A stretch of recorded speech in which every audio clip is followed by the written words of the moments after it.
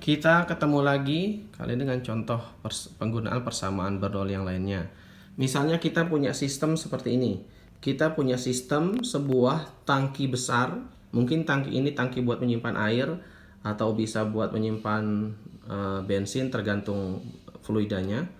Kita nggak tahu berapa diameter ini dan kita nggak tahu berapa diameternya. Kita tahu adalah perbedaan tinggi dari titik titik paling atas sampai ke kerannya ini. Di sini ada keran nanti yang bisa kita buka. Itu perbedaan tingginya 2,4 meter. Yang kita tahu adalah di sini permukaan airnya bersinggungan dengan permukaan udara, dengan udara. Oke. Dan kita tahu adalah diameter dari D1 ini jauh lebih besar dibandingkan dengan diameter yang ada di D2. Diameter tabungnya jauh lebih besar dari diameter kerannya. Nah, yang ingin kita tahu adalah berapakah kecepatan si air fluida keluar ketika di titik 2 ini misalnya kerannya kita buka. Seperti biasa, pertama kita tulis dulu persamaan Bernoulli-nya. P1 plus rho GH1 tambah setengah rho V1 kuadrat sama dengan konstan di tempat manapun. Oke. Lalu juga, apakah dari term ini semuanya ada yang bisa kita hilangkan? Oke, kita lihat satu-satu. Pertama, P1 dan P2. Seperti penjelasan di sebelumnya bahwa P1 itu bersinggungan langsung dengan udara. Sehingga kita bisa bilang P1 itu sama dengan tekanan ATM. Tekanan atmosfernya dia. Oke. Sementara di P2, perhatikan. Ketika kita buka kerannya, maka otomatis si fluida akan langsung bersentuhan juga dengan udara, sehingga bisa kita bilang P2 itu juga sama dengan tekanan atmosfer. Sehingga notasi P1 P2 nya ini bisa kita hilangkan. Oke. Berikutnya kita lihat ada lagi nggak yang bisa kita hilangkan. Berikutnya yang bisa kita hilangkan adalah itu untuk mempermudah. Kita lihat P rho GH1 rho GH2 yang kita punya adalah 2,4 meter. Paling mudahnya kita bikin di titik D2-nya sebagai reference point. Kalau ininya sama dengan H sama dengan 0, kita bikin dia sebagai reference point-nya. Maka titik 1 ini kalau dihitung dari reference point-nya 2,4 meter ini. Sehingga yang part ini bisa kita bilang H2 sama dengan 0, sehingga bisa kita coret. Oke, sehingga kita tinggal punya posisinya yang rho GH1. Terus bagaimana dengan, jadi kita ini hilang, ini hilang, ini hilang. Jadi kita tinggal punya dua ini lagi. Ada yang bisa dihilangkan lagi nggak? Kita coba lihat. Kita lihat yang V1 dan V2.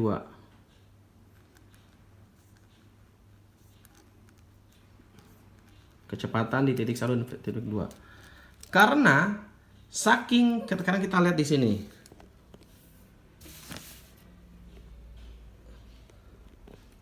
Di tabung ini. Kalau misalnya perbedaan antara diameter di titik 1 ini jauh lebih besar dibandingkan diameter di titik 2, maka kebayang nggak? Si D1 ini kalau kalau kerannya dibuka, di titik D2 dibuka, airnya keluar, maka si permukaan air ini dia turunnya, kalau dibandingkan dengan turunnya permukaan air di sini, maka dia akan bisa dibilang jauh lebih kecil. Bisa kita bilang kalau dibandingkan V1,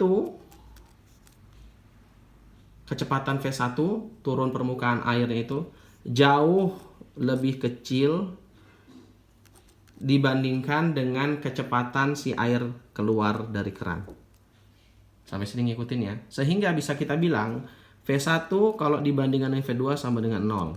V2-nya itu yang kita cari. Sehingga term ini bisa kita hilangkan juga. Ini sama dengan 0. Sehingga term persamaan Bernoulli kita tinggal setengah. Oke. Kita coret sehingga V2-nya sama dengan 2GH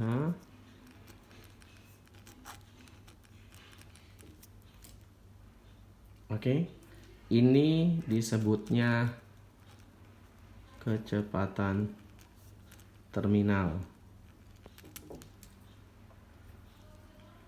Ini sama dengan kalau misalnya benda dijatuhkan dari ketinggian tanpa melihat benda itu apapun, kalau misalnya dia jatuh dalam keadaan vakum. Ntar kita share videonya. Sehingga kita bisa tahu bahwa kalau udah ini gampang kan. Kecepatan air keluar dari keran adalah, tinggal masukin deh, 2 kali 9,81 kali 2,4 meter. Sama dengan 6,86 meter per second. Oke. Pertanyaannya, kira-kira kalau kita mengetahui kecepatan ini apa sih gunanya? Kalian pernah tahu kalau misalnya ngisi ngisi bensin kan? Kalau misalnya kita ngisi bensin, gimana ngukur kecepatan, bukan gimana ngukur kecepatan. Gimana kita beli 10.000 kan langsung ada di dashboardnya si Pertamina itu ada keluar berapa liter dia, berapa duit dia. Nah, yang dihitung itu salah satunya sebenarnya adalah kecepatannya. Sehingga kalau kita tahu kecepatannya per secondnya berapa meter dia kecepatannya, maka itu bisa kita convert ke volume. Kan kita ketahuan, oh kecepatannya sekian meter per second, maka nanti yang keluar adalah sekian liter per detik. Kalau itu kan gampang, udah ketahuan berapa liter per detik keluarnya, maka bisa dikonvert ke duit. Gitu. Udah gitu maka nanti bisa dibikin lagi bagaimana mengotomasinya segala macam.